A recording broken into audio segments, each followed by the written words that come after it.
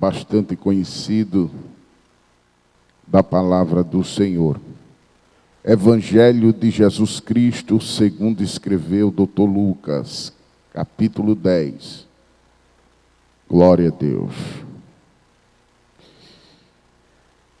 Capítulo 10, e eu quero ler o versículo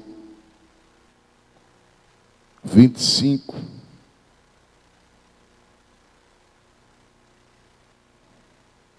Depois o versículo 30 ao 37.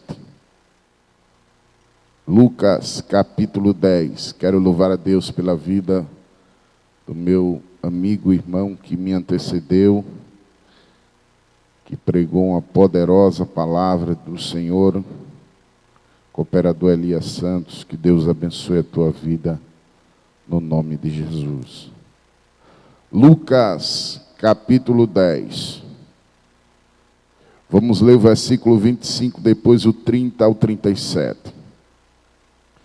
Glória a Deus. Quero dizer a você, querido internauta, que Deus tem uma palavra para o seu coração nesta manhã. Deus já tem falado de maneira tremenda e vai continuar falando aos nossos corações. Está escrito assim, queridos. Lucas capítulo 10, versículos 25, depois o 30 ao 37. Está escrito assim: Eis que um certo homem, intérprete da lei, se levantou com o intuito de pôr Jesus à prova, e disse-lhe: Mestre, que faremos para herdar a vida eterna? Versículo 30.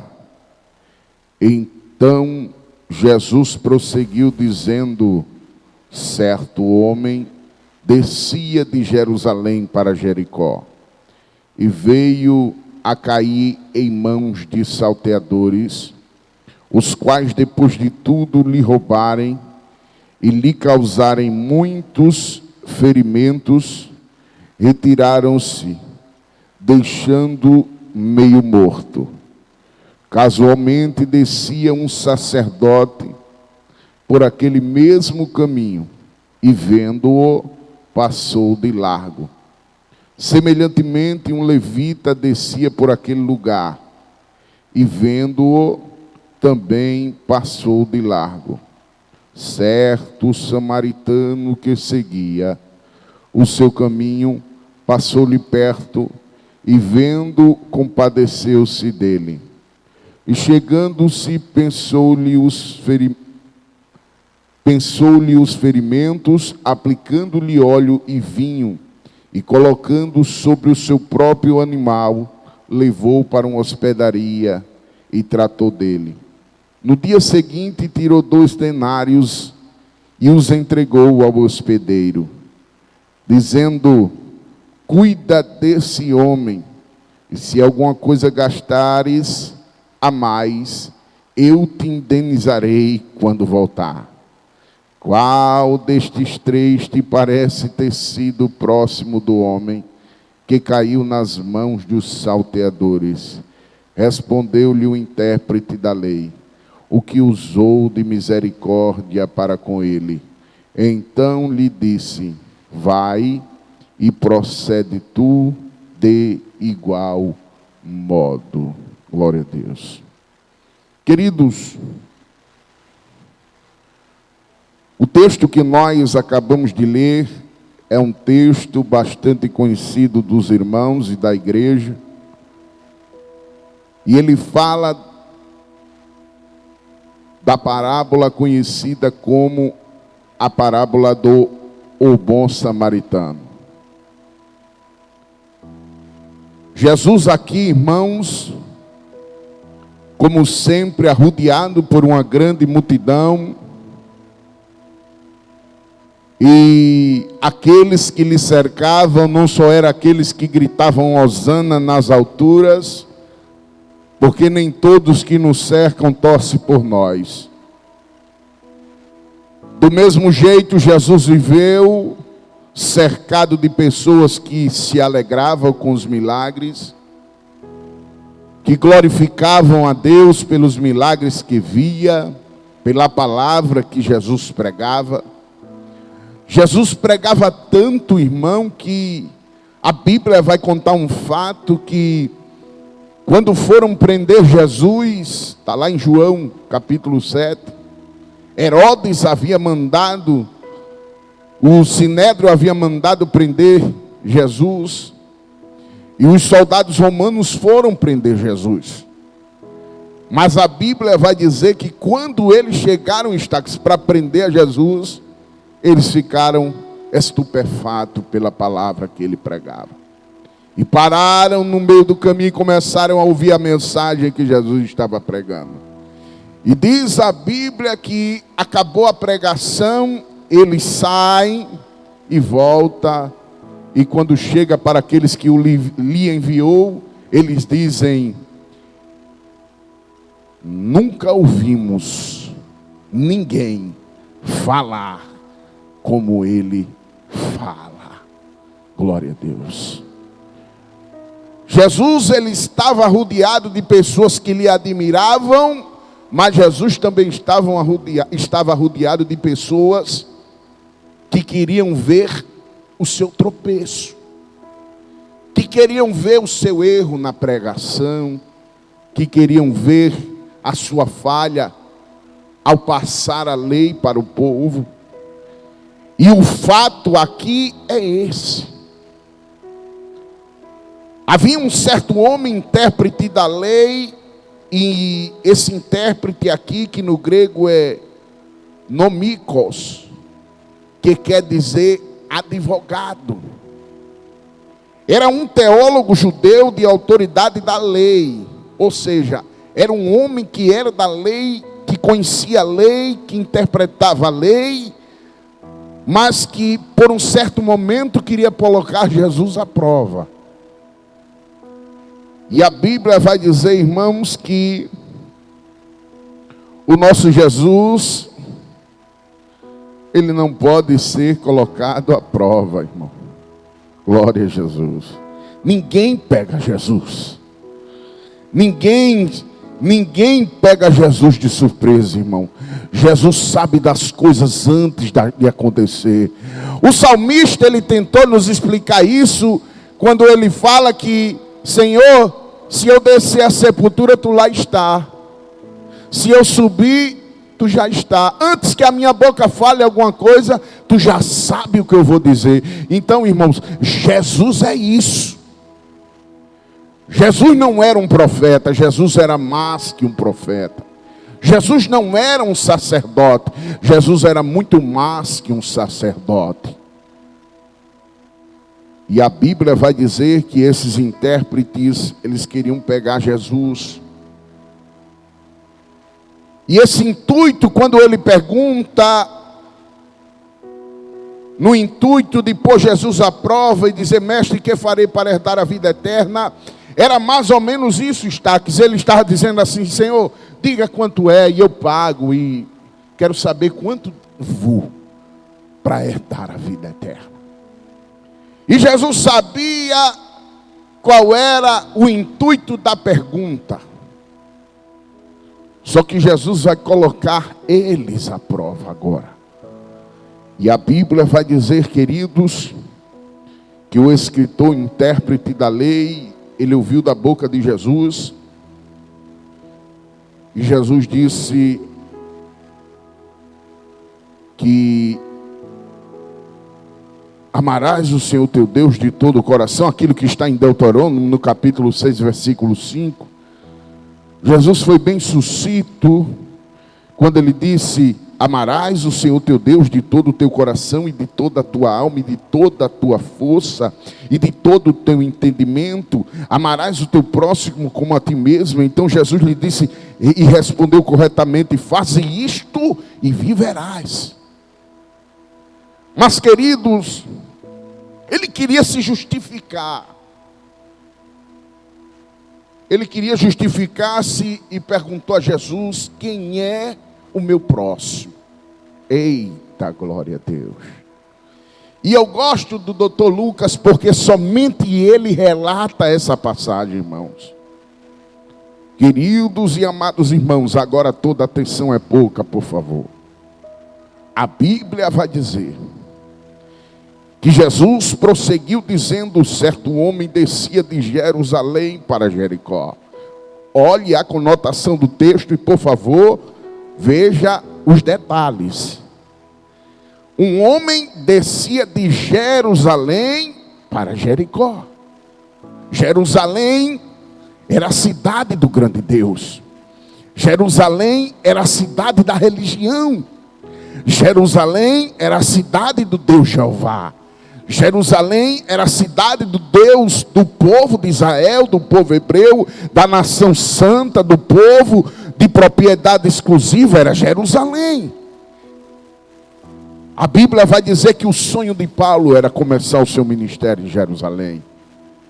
Jerusalém encantava, como encanta até os dias de hoje, porque é conhecida como a terra da religião. Mas Jesus é maior do que a religião. E a Bíblia vai dizer que este homem que não tem nome, que a Bíblia não dá nome para ele, ele queria descer de Jerusalém para Jericó. Agora veja o contraste. Jerusalém, cidade do grande Deus. Jerusalém, aonde tinha os cânticos de Sião. Jerusalém, aonde o povo adorava a Deus. Jerusalém, a cidade do grande rei Davi. Jerusalém, a grande cidade da presença de Deus. A cidade que vivia em cima no cume do monte. Mas ele estava descendo da cidade de Deus para Jericó.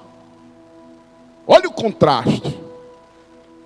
Jericó era a cidade amaldiçoada, conhecida como a terra das palmeiras, amaldiçoada por Josué.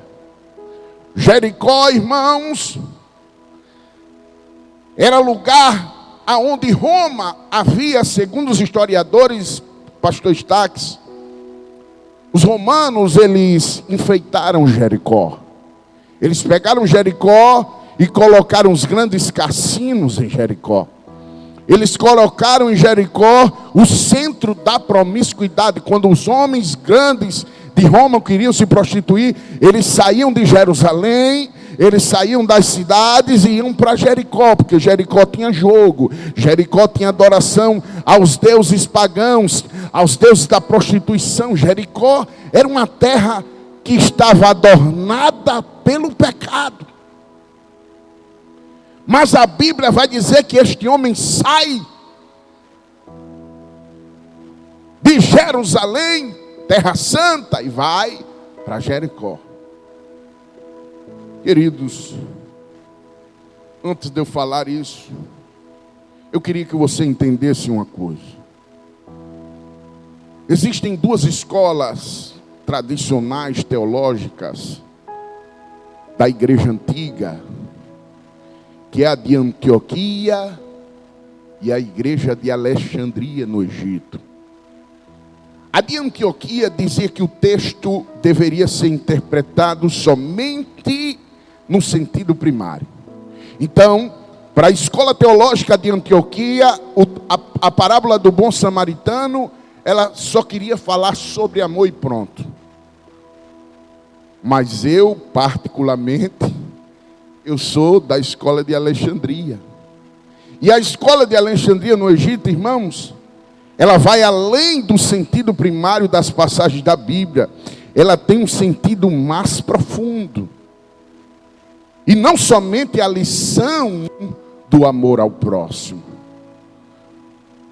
Mas pela escola de Alexandria, isso vai muito mais além. E preste bem atenção, por favor. Duas cidades inseridas no contexto que nós lemos. Jerusalém, eu já falei, ficava no topo de uma colina no Monte Sião. Aquela cidade era uma cidade santa. O templo estava lá. Quem queria adorar estava lá. Quem gostava de estar perto das coisas consagradas estava lá em Jerusalém. Mas a Bíblia vai dizer que quando se queria, subia. E o homem descia para Jericó. Era o contrário de Jerusalém. Jericó era uma cidade amaldiçoada por Deus, era uma cidade promíscua, e Roma havia embelezado aquela cidade, e quem queria deleites carnais descia para Jericó. Então veja a gravidade que esse homem está causando para si. E a primeira lição que eu quero passar para você, querido internauta, é que não saia de Jerusalém. Por favor. Jerusalém é pequena, mas tem a presença de Deus. Não sai de Jerusalém. Jerusalém está o templo. Jerusalém tem presença de Deus. Jerusalém tem sacerdote. Jerusalém tem levita. Jerusalém tem pastor. Jerusalém tem presença de Deus. O que é que tu vai fazer em Jericó? Mas a Bíblia diz que este homem vai descer. Ele vai para a terra da promiscuidade. Ele vai descer para Jericó e vai encontrar salteadores pelo caminho. E quantas vezes, irmãos, não desceram salteadores pelo caminho e que deixaram Jerusalém e ficaram mortos? O perigo não está tão somente em se locomover de Jerusalém para Jericó. O perigo é o caminho que você trilha para chegar em Jericó. Você vai passar por meio de salteadores. E parece, isso aqui, irmãos, tem muito a ver com a nossa vida, porque muitas das vezes Deus faz assim. Está aqui, Deus nos tira de Jericó, terra da promiscuidade, vem cá. Muitas das vezes a gente se enquadra a este homem, porque nós estávamos lá, meio morto, ferido, sangrando. E queridos, prestem atenção por favor, que deixar Jerusalém e ir para Jericó, trazendo isso numa tipologia bíblica, é mais ou menos isso aqui, ó. Deixar Jerusalém e ir para Jericó é aquele irmão que cantava e não canta mais. Deixar Jerusalém e ir para Jericó era aquele irmão que louvava e não louva mais.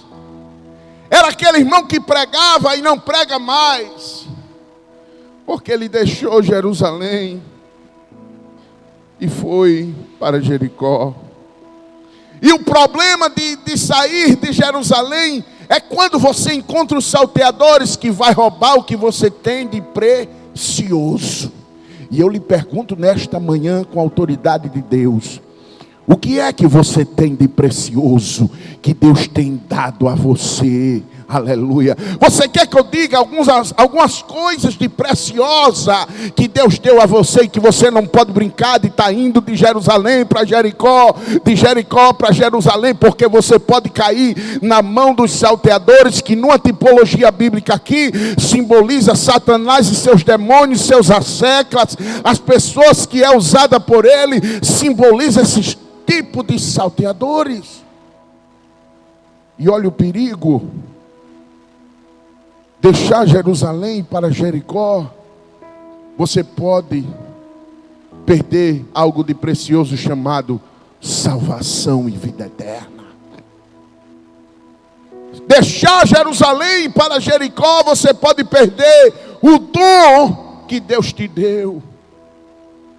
É estacionar na caminhada. E muitas das vezes quem estaciona não consegue voltar. Eu estou acostumado a ouvir relatos de amigos, irmãos, atender pessoas que dizem: pastor, eu estou fraco, eu não aguento, me ajude, ore por mim. E eu entendo que aquelas pessoas passaram por esse caminho, foram feridas, e muitas das vezes não teve ninguém que ajudasse na caminhada. Mas, queridos, por favor, tem pessoas que não entendem que aquilo que ele tem de mais precioso hoje se chama salvação e vida eterna. Você sabe por que o louvor e palavra nasceu, existe e está no ar até hoje? Porque o intuito deste programa é ganhar vidas para o reino de Deus. Aqui não é apenas algo para você vir pregar, cantar, não. Isso aqui é muito mais. Isso aqui é espiritual, irmão. Isso nasceu no coração do nosso pastor no tempo da pandemia, quando as pessoas não podiam chegar na casa de Deus, não podiam chegar em Jerusalém. E nasce o louvor e palavra no coração do nosso pastor, para pregar o evangelho a você que está aí, querido internauta, a você que está ouvindo essa palavra, com o intuito tão somente de trazer você de volta. Eu já estou feliz, irmão. Olhe, se eu não precisasse pregar nesta manhã, eu já estava feliz, porque 5 vidas, 6, não sei, 7, eu não sei quantas, 10, 9 vidas já aceitaram Jesus. Irmãos, isso é fantástico. E a glória não é da vara, a glória é da videira. Porque Jesus disse: eu sou a videira verdadeira e vós sois a vara. E a vara que está em mim, essa dá fruto. Aleluia. Aquela que não está em mim, ou que não der fruto, ele corta. Então a glória sempre é para Jesus. Mas o que eu acho interessante, irmãos, é que os salteadores, ele quer as nossas joias: salvação, batismo com o Espírito Santo. Os salteadores e os ladrões, eles querem roubar o nosso sonho, eles querem lhe despojar, eles querem lhe espancar, eles querem acabar com o seu ministério. Eles querem que você saia de Jerusalém e ter êxito para ser feliz. Não tem. E eu te aconselho, irmãos, para não ter prejuízo, para que você não pereça na caminhada, não saia de Jerusalém. Jerusalém ainda é o melhor lugar para o crente estar. Mas a Bíblia continua, e Jesus vai dizer, irmãos, que aquele homem, ele casualmente descia, e a Bíblia vai dizer no versículo 30 que um certo homem descia de Jerusalém para Jericó, e veio a cair nas mãos dos salteadores, e depois de tudo lhe roubaram, lhe causaram muitos ferimentos, retiraram-se e deixaram ele meio morto. Irmãos, os salteadores, quando nos pegam, eles não têm pena. Eles não têm pena. Irmãos, o adversário das nossas almas, o nosso inimigo seleto é o diabo e seus demônios. Ele não brinca de ser diabo. O crente ainda até brinca de ser crente, mas Satanás não brinca de ser diabo. Ele veio para matar, roubar e destruir. O intuito dele é destruir, é acabar, é defamar, é humilhar, é caluniar, é fazer com que a gente pereça na caminhada.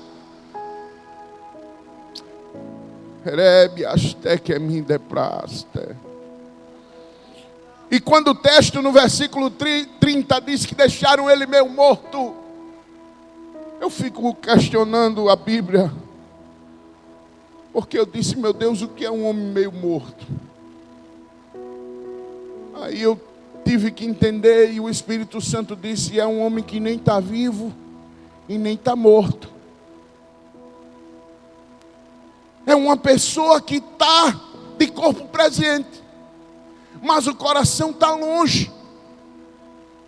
É uma pessoa que até pode estar na igreja, pode cantar no departamento, pode ser obreiro, pode estar sentado aonde está, pode ter as posições elevadas eclesiasticamente, mas tem muita gente no nosso meio que está meio morto. Nem está vivo e nem está morto. Ele está no meio, em cima do muro. E Jesus não quer ninguém em cima do muro. E sabe o que eu acho lindo? É que aquele homem ficou caído na estrada. E o texto vai dizer que ele estava meio morto. E quem está meio morto, irmão, eu vou repetir o que eu disse no começo. Quem está meio morto não canta mais, porque não tem inspiração. Quem está meio morto não prega mais, porque ele não tem mais inspiração de pregar. O matador de sonho acabou com ele. O salteador acabou com ele. Eu não estou falando de rebelde. Eu não estou falando de rebelde que abandona a igreja e a culpa 1, culpa 2, culpa 3. Não. Eu estou falando de filhos de Belial. Eu não estou falando de quem frequenta a congregação e deixa a igreja por rebeldia a pastor e a dirigente. Nada disso, irmão. Tem nada a ver. Eu estou falando de pessoas, irmãos, que têm no intuito mesmo machucar. Ele está do lado, ele abraça, mas por trás ele quer ver você cair. E evangelho não é isso, igreja. Jesus queria dar uma lição àquele homem que conhecia tanto do verbete, que conhecia tanto a Torá, que conhecia tanto a lei, que conhecia tanto a letra, mas que faltava a essência. Porque tem muita gente se apoiando nisso. E o meu Jesus disse pela boca de Jeremias: não se glorie o sábio na sua sabedoria, nem o rico na sua riqueza, nem o forte na sua força. Aquele que se gloriar, glorie-se nisso, em mim conhecer e saber que eu sou o Senhor, que fez os céus e que fez a terra. Arábiaste. Aquele homem ficou caído na estrada. Ele não canta mais, porque está lá derramando sangue. Ele não prega mais, porque está lá no chão. Isso é muito sério, irmãos. Estamos vivendo um tempo de competição dentro da casa de Deus. Não, fulano prega mais. Não, eu gosto mais de cicrano. Não, porque fulano prega demais. E aqui não tem espaço para isso não, meu filho. Aqui o papel da gente é outro. E sabe o que eu acho lindo em Jesus, irmãos? É que Jesus sabia que aquele homem era um símbolo de um crente. Jesus sabia, irmãos, que Aquele homem, trazendo para os nossos dias, é uma pessoa que não canta mais, que não prega mais, que não louva mais, que talvez não congregava mais. Porque quando você está meio morto, não dá para você fazer nada. Por quê? Porque o inimigo roubou o que ele tinha de precioso. O salteador, quando vem, ele não brinca, ele devasta mesmo. Ele vem para envergonhar, ele vem para te jogar no pecado. O salteador, irmão, ele não ama, ele não gosta, ele não tem coração. O salteador, ele quer o seu final. E o teu adversário, deixa eu dizer e ser claro aqui, porque isso vai para o Brasil e para o mundo. O teu adversário não é o teu irmão da direita, o teu irmão da esquerda, o teu irmão de trás, não. Eu estou falando do teu adversário, Satanás. Esse é o pior adversário. Eu aprendi uma coisa, irmãos, dos 3 inimigos do crente.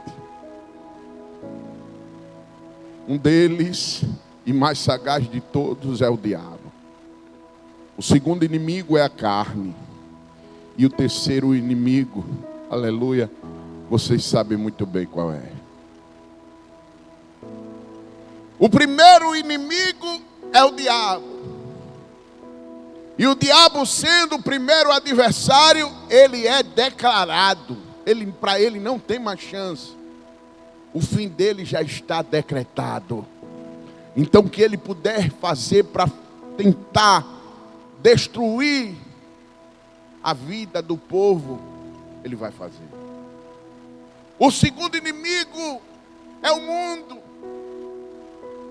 que ele usa para tirar crentes de dentro da casa de Deus, oferecendo posição, oferecendo proezas, oferecendo likes. Quantas filhas de Jerusalém não deixaram Jerusalém, estão em Jericó por causa do mundo, por causa do mundanismo que entrou, que o salteador roubou o que ela tinha de precioso, que era o dom de pregar, que era a salvação, que era o dom de falar em língua. O salteador, quando vem, ele devasta tudo isso e a gente não consegue fazer mais nada. E o que é que ele deixa? Ele deixa a gente sangrando. E a gente sangrando, a gente não tem força. E quem está sangrando não ora mais. Quem está sangrando não consegue mais chegar na casa em Jerusalém. Quem está sangrando não consegue mais dobrar o joelho, irmãos. É por isso que ele estava meio morto, porque ele respirava ainda.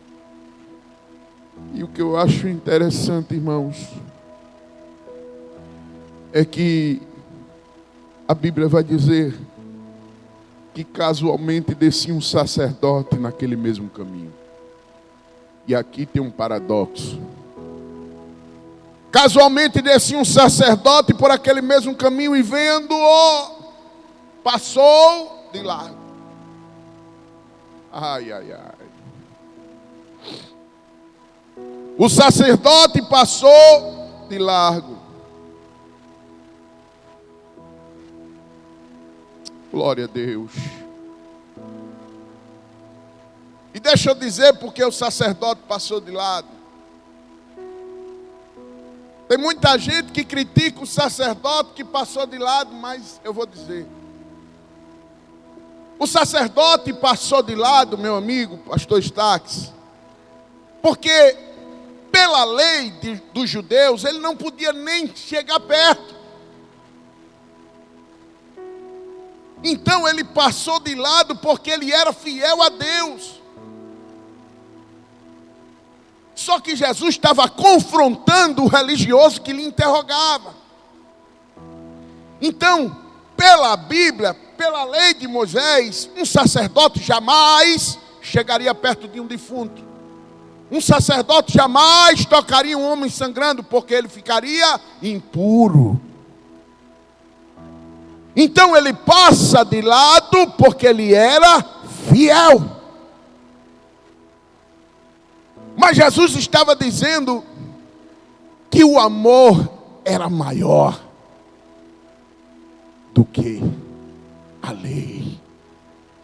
Irmãos, o sacerdote passou de lado, e a Bíblia vai dizer, ele continua o versículo: semelhantemente descia aquele lugar também um levita, e o levita passou de lado.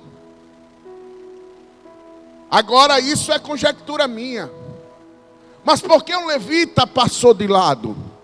Porque o levita, ele viu o sacerdote passando de lado, e ele disse: se o sacerdote não passou e não fez nada, por que eu vou fazer?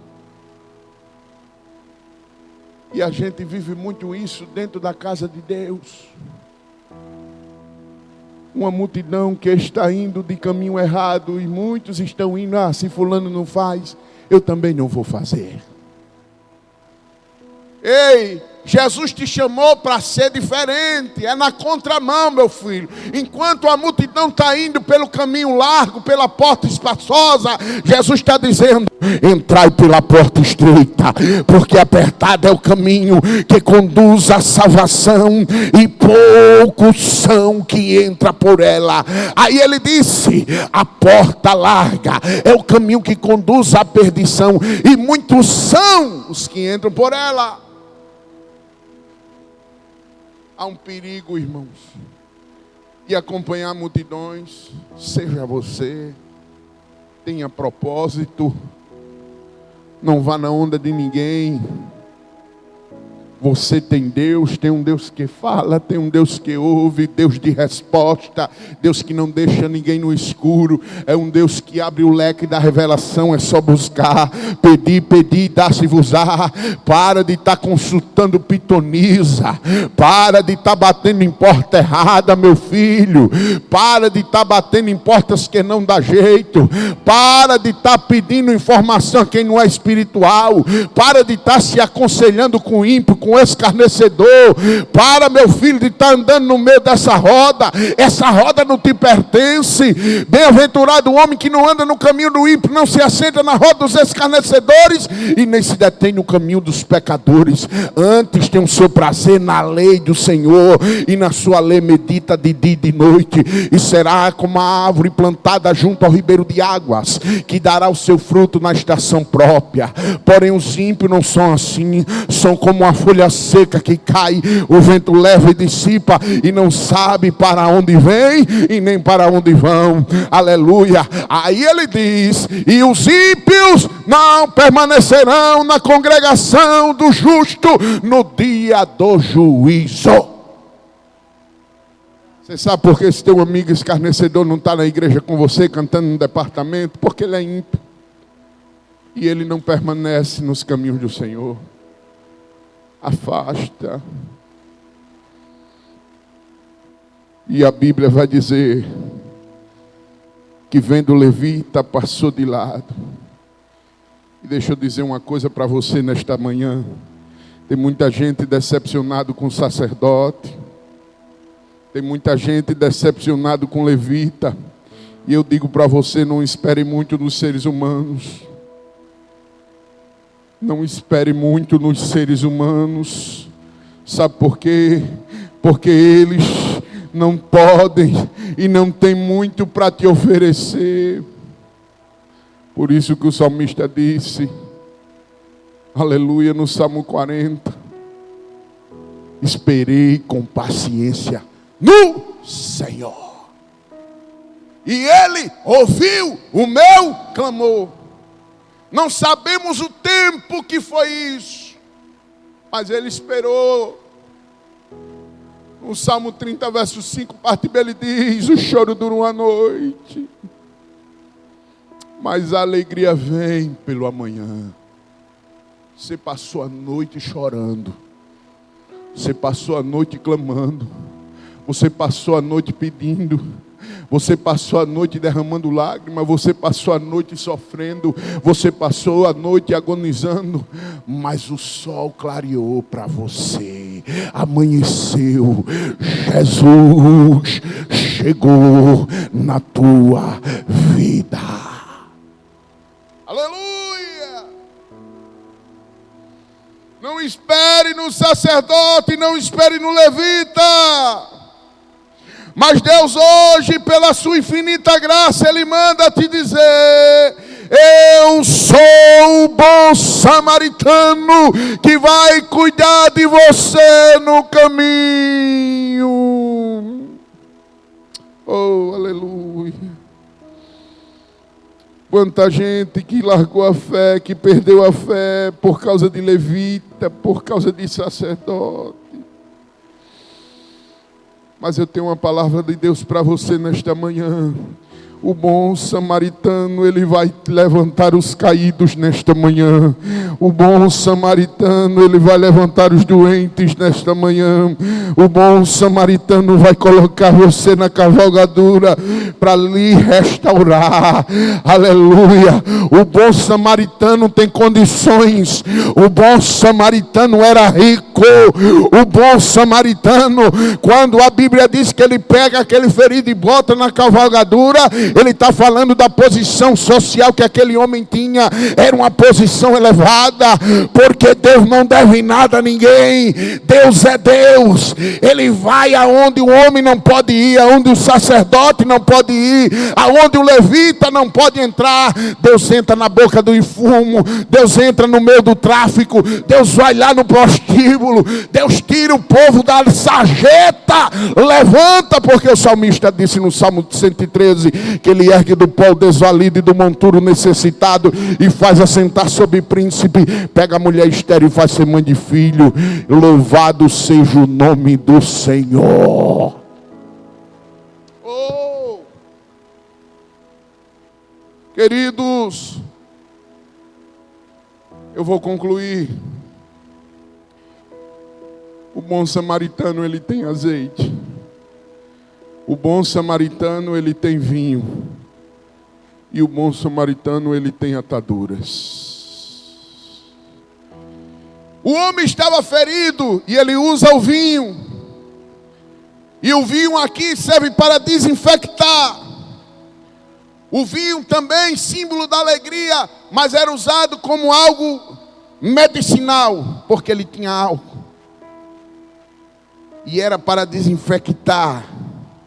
Ele servia mais ou menos como antisséptico. E o vinho é passado. Ele tira a sujeira ele tira a sujeira, ele tira as bactérias, ele tira os germes, ele faz a sepsia naquele homem. Porque tem muitas feridas em nós que ficam as marcas. Algumas ficam abertas e outras são curadas. Mas o bom samaritano vai passar vinho nas suas feridas nesta manhã. Ele tem azeite. E o azeite, ele era muito usado naqueles dias. Servia como alimento. Servia como fonte de energia. Servia como remédio. Mas segundo os estudiosos, o azeite também tem uma propriedade cicatrizante. O azeite, ele tinha uma propriedade restauradora. O azeite era para restituir os tecidos. O azeite, aleluia, era para que a carne não ficasse podre. A pele, a carne, os tecidos devia ser, era para aliviar a dor. O azeite tinha esse papel.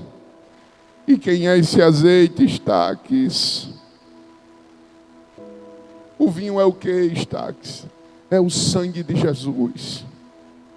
É o sangue que purifica o homem do pecado.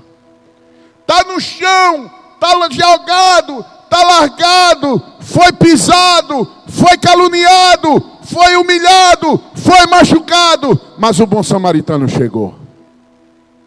E chegando o bom samaritano, ele passa o vinho, um símbolo do sangue de Jesus Cristo, que foi derramado no Calvário, que purifica o mais vil pecador. Ele passa o azeite, que simboliza o Espírito Santo de Deus, que restaura e que nos restitui a pessoa bendita do Espírito Santo. E a Bíblia diz que ele coloca na cavalgadura e colocou na estalagem, ou hospedaria, como queiram, depende da sua tradução. Quem é a estalagem? A estalagem, Estaques, ou a hospedaria, Era como um hotel, que ficava a 25 quilômetros de cada cidade, geralmente. Mas esse aqui ficava a 25 quilômetros de Jericó. E o que eu acho interessante, eu fui estudar, é que a hospedagem aqui, ela tinha um papel importante para o viajante, porque ficava lá o rico, mas também ficava lá o pobre. Na estalagem, todo mundo era igual. E trazendo isso para os nossos dias, o que é a estalagem? É a igreja. Aqui você pode ser rico, você senta do lado do pobre e todos vai para o mesmo céu. Aqui não tem distinção de cor, irmão. Aqui não. Na estalagem de Jesus Cristo, todo mundo é igual. E sabe o que eu acho lindo? É que a estalagem tipifica a igreja. E ele levou para a hospedaria. Porque na igreja é que se pega o ferido de lá de fora e coloca ele dentro para ele ser tratado na hospedaria. E o que eu acho lindo é que o texto vai dizer: e chegando, pesou o ferido e aplicando óleo e vinho, colocou sobre o seu próprio animal e levou para a hospedaria. Igreja. Tratou dele. No dia seguinte tirou 2 denários e entregou ao hospedeiro. Eita, glória a Deus. Ele viajou e entregou ao hospedeiro e disse: cuide dele. Quem é o hospedeiro, irmãos? O hospedeiro não é o pastor, o hospedeiro não é o levita, o hospedeiro não é o auxiliar dele. O hospedeiro aqui é o Espírito Santo de Deus que cuida de nós. João no capítulo 14 ele disse: não se turbe o vosso coração, credes em Deus, credes também em mim. Na casa de meu pai há muitas moradas. Se não fosse assim eu não vos teria dito que vou preparar lugar, para que onde você esteja vós também. É o Espírito Santo que cuida de você. E a Bíblia diz que ele deixou 2 dinheiros.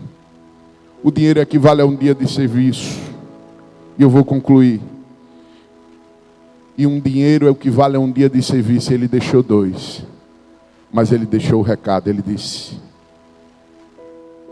no dia seguinte, tirou 2 denários ao hospedeiro e disse: cuide deste homem. Se alguma coisa gastares, eu te indenizarei quando voltar. Queridos, vou concluir dizendo: você que quer voltar para Jesus, coloca aí no chat: eu quero voltar para Jesus. Eu quero aceitar Jesus. E eu vou dizer a você: não saia da hospedaria. O hospedeiro está cuidando de você. Ele vem te buscar. E quando ele voltar, ele quer lhe encontrar aonde ele lhe deixou. O bom samaritano, ele vai cuidar de você. E aqui eu agradeço esta rica oportunidade, no nome de Jesus. Deus abençoe a todos. Coloque no chat: eu quero voltar para Jesus. O bom samaritano chegou na sua vida. Deus abençoe a todos, no nome de Jesus.